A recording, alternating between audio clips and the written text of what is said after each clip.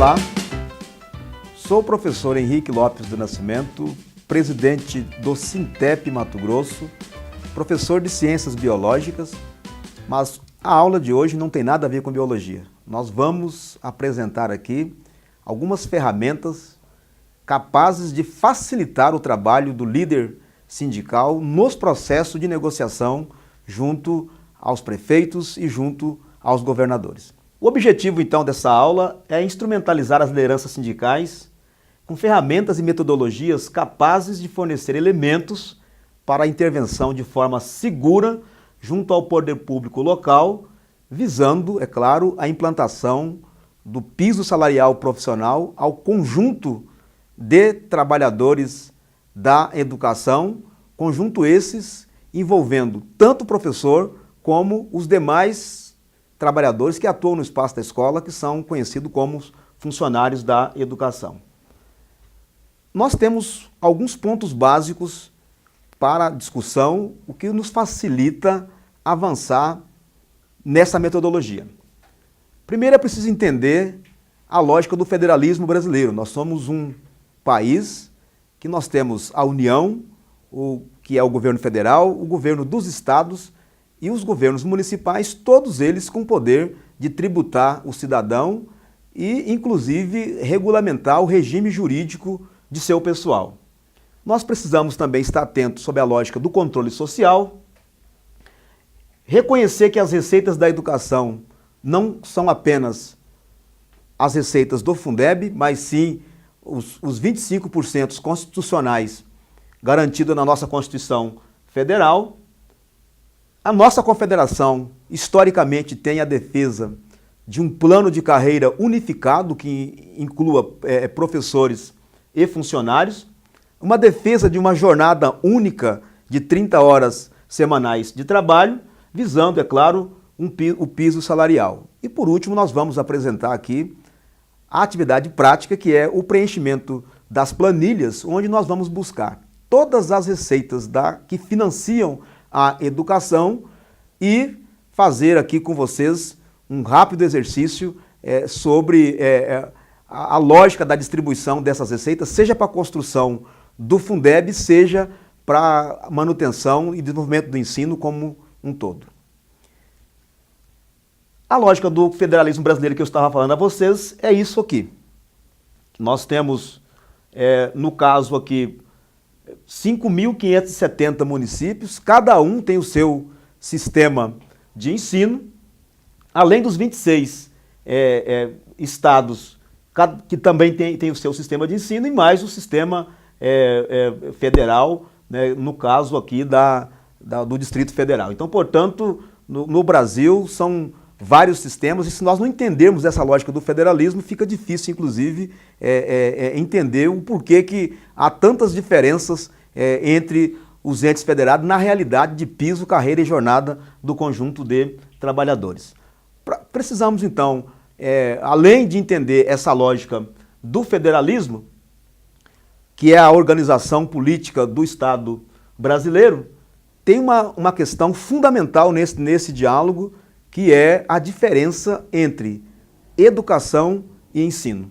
Talvez aí esteja o principal problema que nós acompanhamos no processo de negociação, que é a confusão generalizada, e algumas, é claro, de forma inclusive intencional, que é querer colocar todos os eventos como eventos educativos e avançam para as receitas que são para manter e desenvolver o ensino e acaba não tendo condição de valorizar os profissionais. Então, na realidade do federalismo brasileiro, a gente encontra muitas prefeituras e muitos governos dos estados que, inclusive, criam a Secretaria de Educação, Cultura, Esporte e Lazer e acabam lançando mão das receitas que são para manter e desenvolver o ensino como manda a lei e lançam mão dessas receitas para financiar outros eventos como de esporte, de cultura, pagamento de psicólogo, fonoaudiólogo,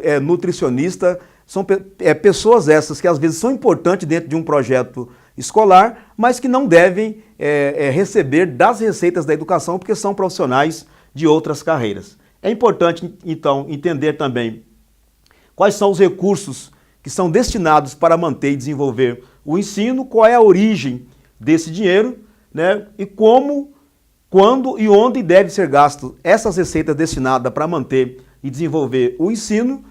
E para isso é preciso, é claro, a participação social, a necessidade do controle social, senão nessa salada de informações acabam aí inviabilizando a educação por lançar mão dos recursos para outras finalidades.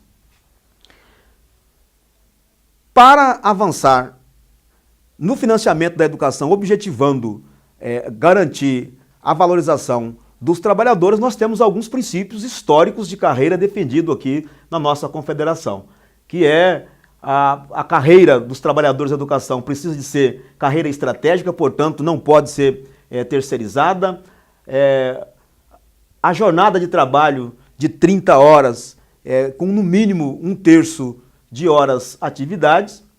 O piso salarial profissional digno como vencimento inicial de carreira, já definido inclusive pelo Supremo Tribunal Federal. A elaboração de um plano de carreira unificado para o conjunto de trabalhadores da educação, trabalhadores estes previsto já na Lei 12.014, lá do artigo 61 da LDB. A garantia de progressão funcional em no mínimo 2 dimensões por tempo de serviço e por habilitação, jornada única de trabalho para todos os profissionais da educação com gestão democrática de ensino e a avaliação para o desempenho profissional, contrapondo a lógica da avaliação de desempenho, esta sim, né, avaliação esta que visa a meritocracia. Nós defendemos a avaliação para o desempenho no sentido de corrigir os possíveis erros, né, correção de rota dentro da nossa jornada enquanto profissional.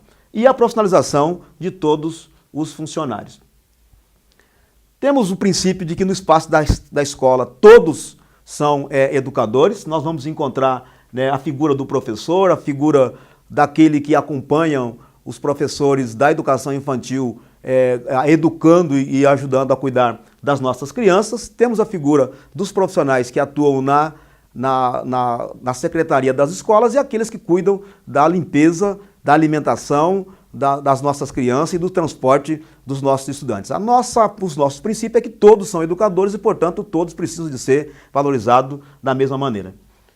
Trabalhamos na lógica de que há questões indissociáveis nesse processo todo, que a valorização dos profissionais da educação passa por esse tripé da formação, a remuneração e a carreira, e as perguntas básicas, que nem sempre garantir piso significa valorização profissional, porque o piso tem que se verificar se ele está sendo aplicado para qual jornada.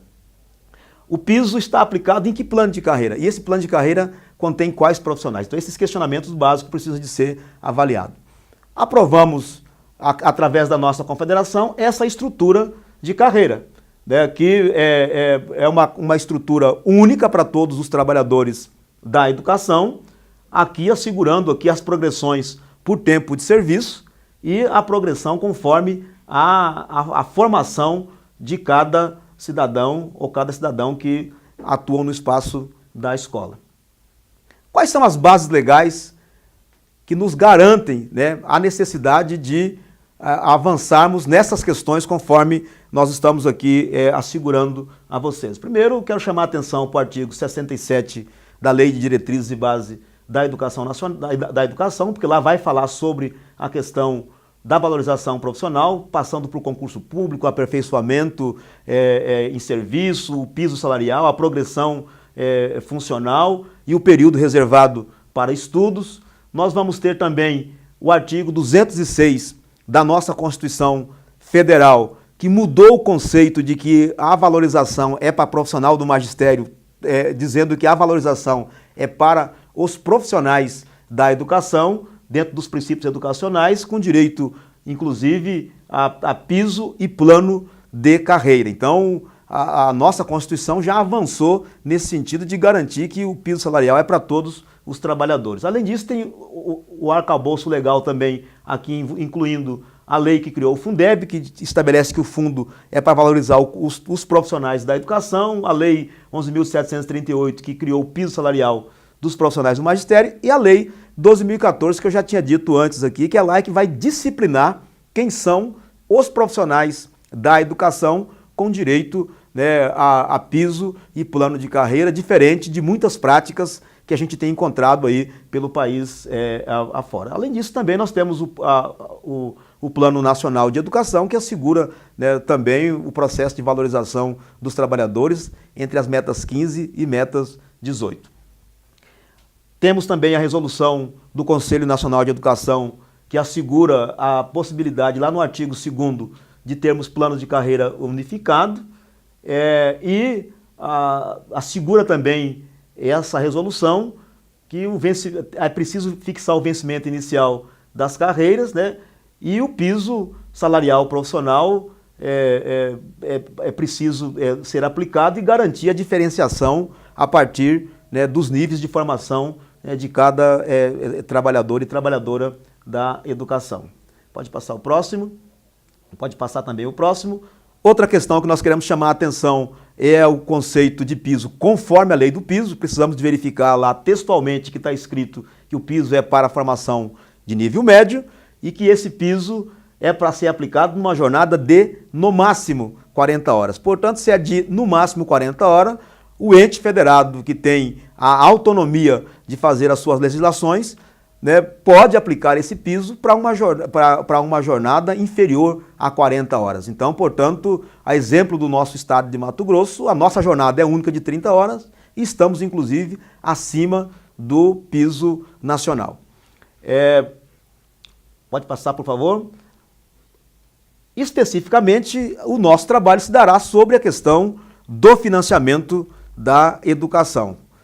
Portanto, um rápido olhar sobre a história da educação brasileira, nós vamos verificar que em períodos de ditaduras militares e de golpes de Estado, nós vamos verificar que a educação nunca teve recursos vinculados. E no momento em que a gente viveu em períodos democráticos, a gente sempre teve algum percentual sendo vinculado, sendo que o último que nós tivemos na Constituição de 88 e foi mantido, inclusive, com a LDB de 96, é garantir que a União aplique no mínimo 18%, os estados e os municípios no mínimo 25% ou aquilo que dispuser as suas constituições ou leis orgânicas.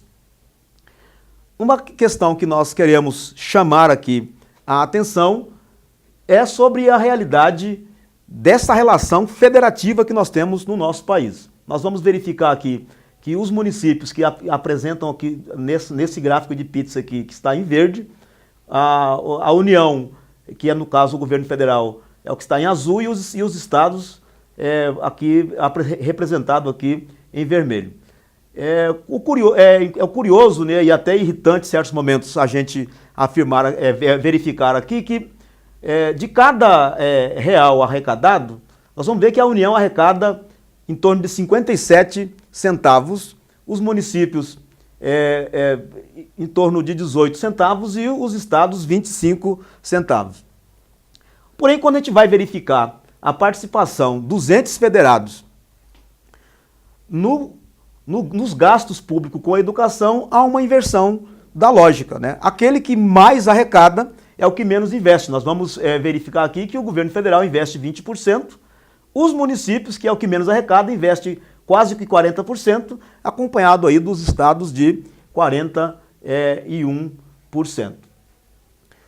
É importante entender também onde se assegura as fontes de financiamento da educação, que fontes essas que nós vamos estar fazendo a atividade prática, lançando em uma tabela para fazer os cálculos das mesmas e reservar aquilo que são as receitas da educação. Lá no artigo 68 vai dizer recursos públicos que são destinados à educação, o 69 vai assegurar aí qual é o percentual mínimo que cada ente federado precisa de investir na educação e ter clareza de que as receitas da educação previstas no artigo 212, previstas no artigo 69 e no artigo 68, nem todas são para financiar a educação propriamente dita no que diz respeito a pagamento de salário, até porque nós temos muitos programas e projetos que são desenvolvidos aí no âmbito da educação, que a fonte para financiar esses projetos já estão previstas, como é o caso aqui do Salário Educação, criado em 1964, e que ele tem um destino específico para ele, que é para poder financiar o programa de transporte escolar, os programas do FNDE. Então, portanto, é preciso que se tenha clareza de que quando se vai fazer um diálogo no processo de negociação, não se deixar enrolar pelo negociador que está do outro lado, querendo dizer a você que não existe receita porque está gastando com transporte, com biblioteca escolar e com outros programas e projetos. Preciso que a gente saiba que existe dinheiro, recurso específico para isso. Aqui tem uma distribuição de como se dá a distribuição do salário educação. Pode passar o próximo. E acho que o fundamental é entendermos isso daqui, que é a questão de quais são as receitas da educação destinada para o financiamento da educação. Nós vamos verificar aqui nesses slides que o que está de vermelho do lado de cá são impostos que são tributados pelo município, e o que está do outro lado ou é tributado pelo Estado ou pelo governo federal. Então é preciso ter clareza de que o Fundeb, propriamente dito, que é o maior volume de recursos destinados para a educação, é constituído, né, desses impostos que estão em roxo, né, e que é constituído de 20% desses impostos, e que existe um critério, inclusive, para a redistribuição desses recursos. Então, portanto, entender o Fundeb é fundamental na hora de fazer todo esse processo de discussão, porque na negociação não há que se levar em consideração apenas o Fundeb, isso que precisa deixar claro, porque as receitas da educação estão para além do Fundeb,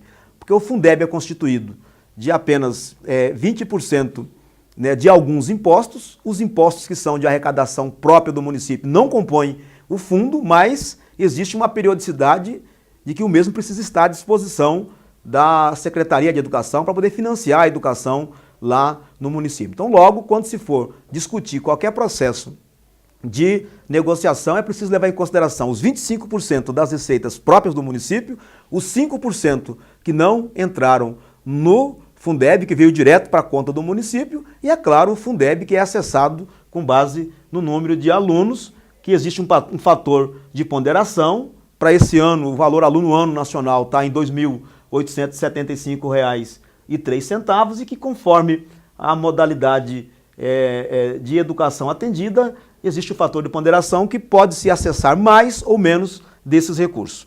Aqui também nós temos uma tela aqui nos demonstrando o valor, qual é o volume de recurso que está previsto para se financiar a educação esse ano, e também o valor da complementação, porque nós temos alguns estados brasileiros que não, quando se divide o volume de recursos arrecadado em todos os municípios de um determinado estado, ele fica abaixo do valor médio aluno-ano nacional, e isso faz com que a União seja obrigada a fazer a complementação aí num montante de 10% para chegar ao valor aluno-ano nacional. Então, portanto, entender essa lógica também, ela é fundamental dentro desse processo. Entender que o Fundeb tem uma periodicidade, né? O ICMS, por exemplo, que é o que representa em torno de 70% de todas as receitas, é repassado toda semana.